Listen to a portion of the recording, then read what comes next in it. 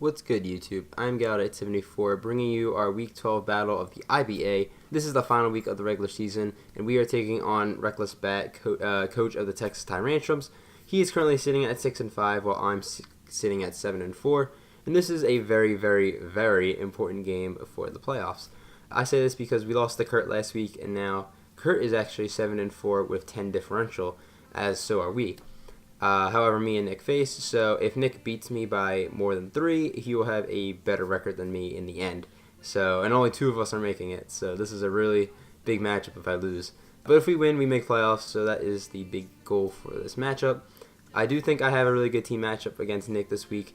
We did face him in week 3, and it was a very gruesome battle that went to timer, and it was terrible. I decided to take a very offensive route for this game, and hopefully my team can do good work against his team. So that is it. I'm going to go over his team real quick. I'm going to go over my team. I said last week that I wouldn't really go over my team too much, but I think I went all out in this game, and I'm thinking if I lose, I'm probably not going to make playoffs. So it's either this team's a big hit or miss. So basically, we're going go big or go home. So we're going to go look over his team now. His team consists of Mega Venusaur, Kartano Z-Moves, Infernape, Hydreigon, Neoqueen, Reuniclus, Suicune, Greninja, Lycanroc with Z-Moves, and Hoopa. Now, regular Hoopa, that is. Now, this is great because he made transactions last time. Last time he had an Electros and a Primarina, while this time he has Suicune and Hoopa. Now, this is absolutely huge because I was able to build a team that it matches up really good against them. So we're going to go over that real quick.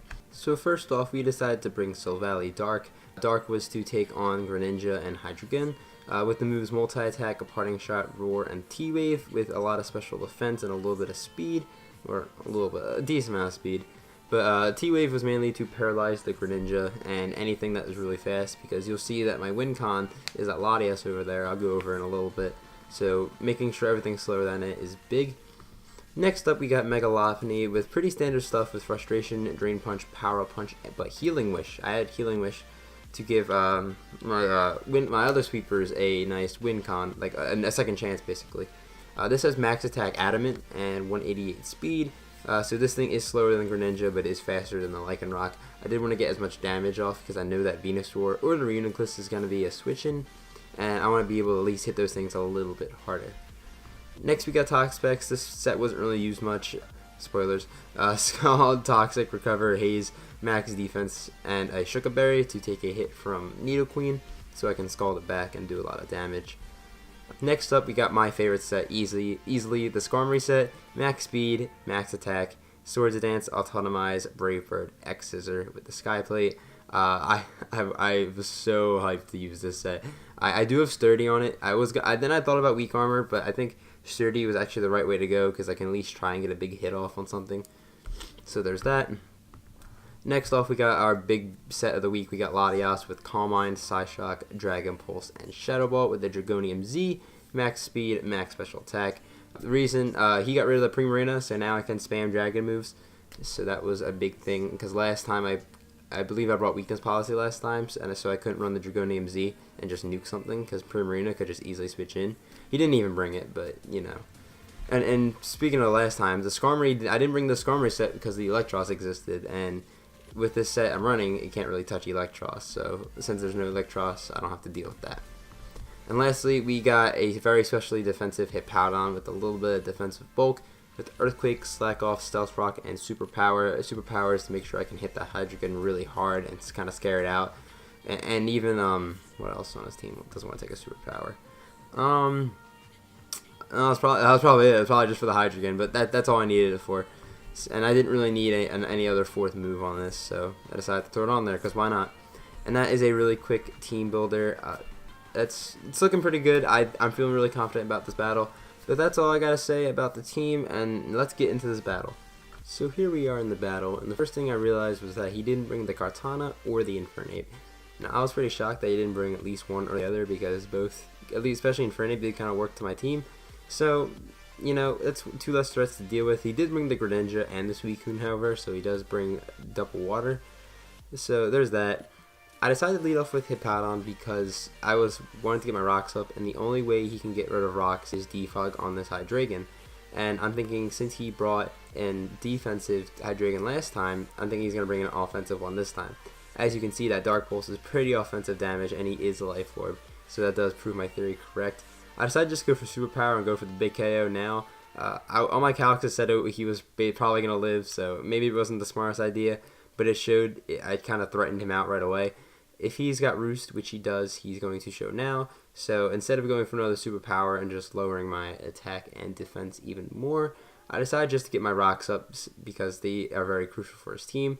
And again, I don't think Defog is going to be on this Hydreigon as he's got Dark Pulse and Roost so far. He couldn't touch the Skarmory last time, so I'm going to make a big assumption he's got a Flamethrower this time, and probably Draco. So probably Draco, Dark Pulse, Flamethrower, and Roost.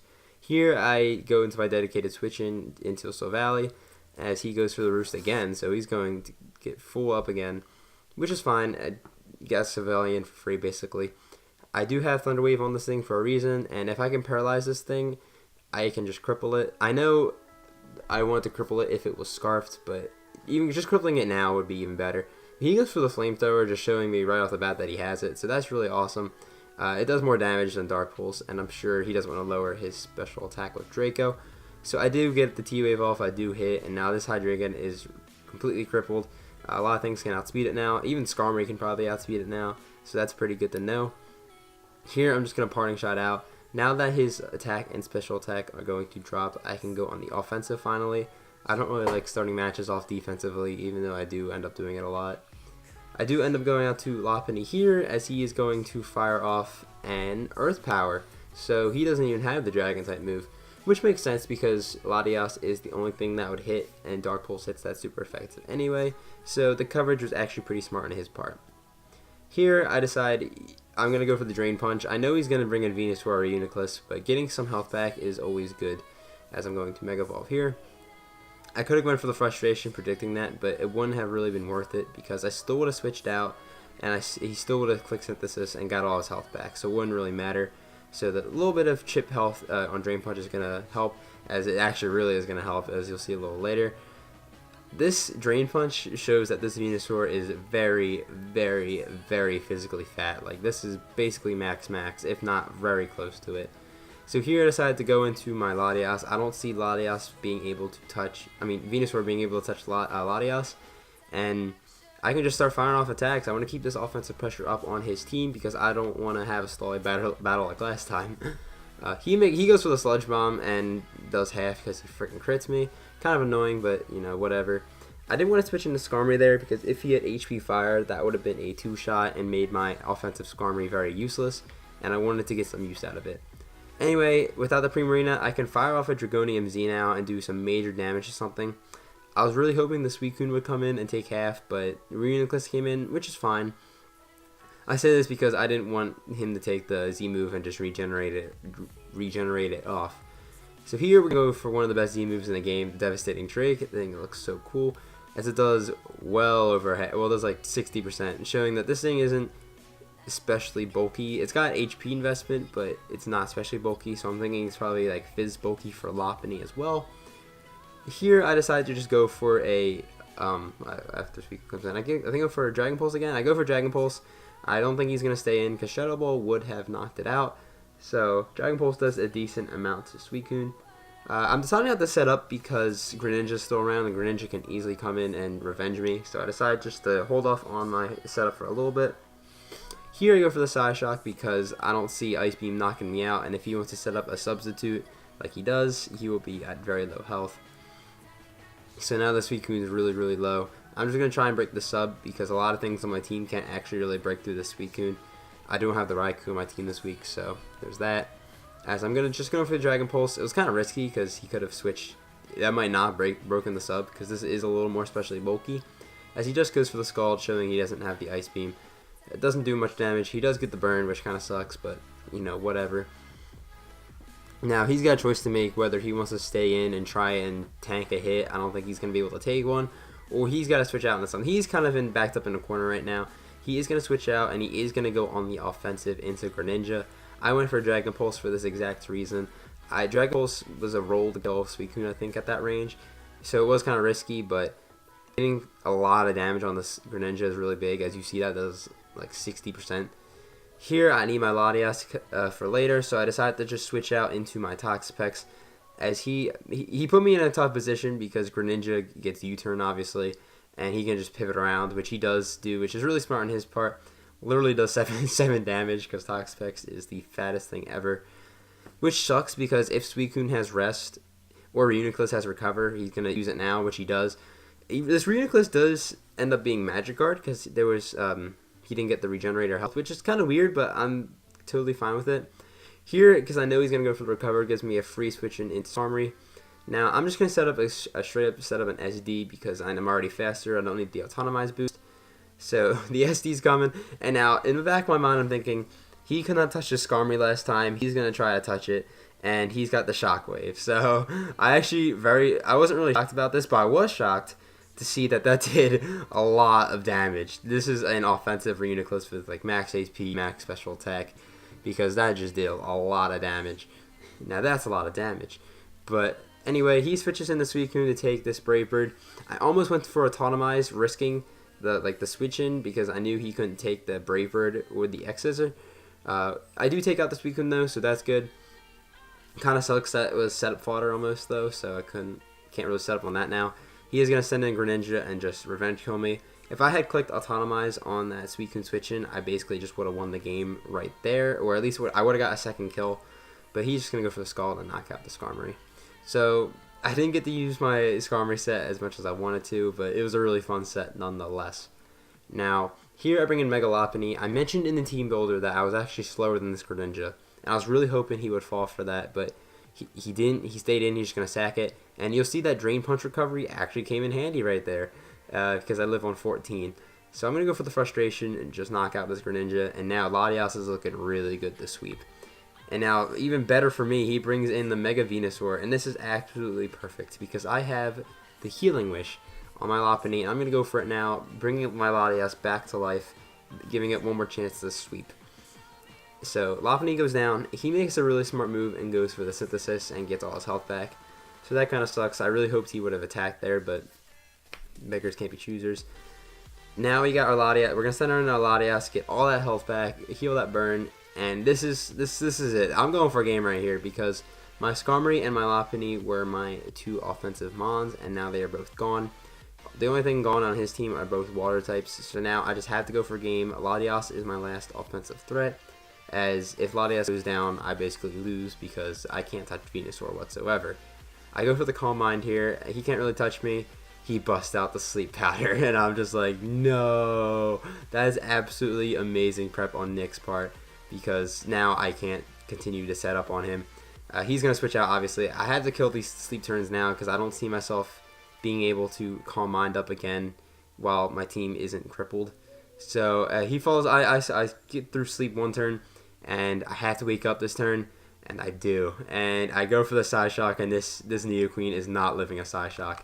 Now, granted, I would have been able to tank any hit from this Nidoqueen, as I did have a Calm Mind up. If this thing was like a Specs Nidoqueen, it would have done like maybe like 80%, but I still would have lived the hit. So I still would have had another chance to kill it. However, I do go for the Shadow Ball here and the Reuniclus, as it is going to do a lot of damage. Now, he goes for the Shadow Ball of his own. As I mentioned earlier, this is an offensive Reuniclus, so it is going to do a decent chunk. If that Nidoqueen would have hit me, my Latias would have went down, and I wouldn't have able to then kill off that Venusaur. Sorry, I've been stuttering now.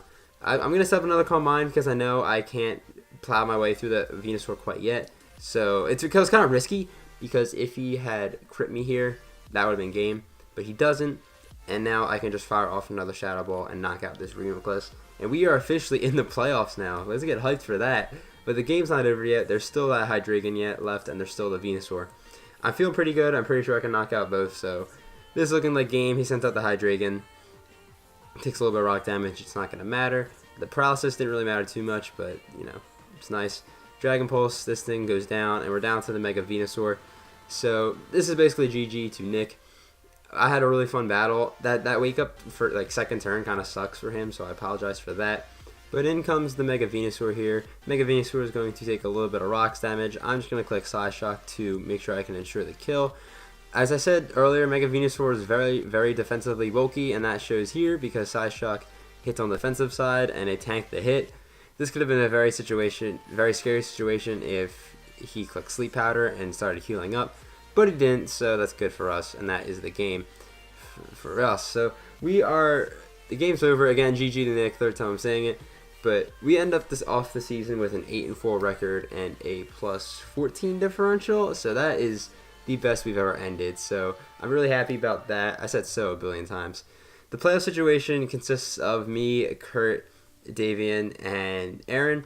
I don't know who faces who or the order of that yet, so look out for that. We are going to make playoffs. I do want to thank Aaron, Odds, and Nick for letting me join this league, as I had a lot of fun with it. I enjoyed the team I used a lot, and I think we played really well for the most part, except for a few games here and there. And there's always a few moves, but that's Pokemon. We learn to improve, and that's kind of with everything in life. But anyway, if you guys enjoyed, make sure to leave a like on the video. Consider subscribing if you enjoy Pokemon Draft League content. I am posting more now, as I uploaded yesterday and today, so 2 uploads on the weekend. Get hype. But thanks for watching. I hope you guys have a fantastic day, and I'll see you next week.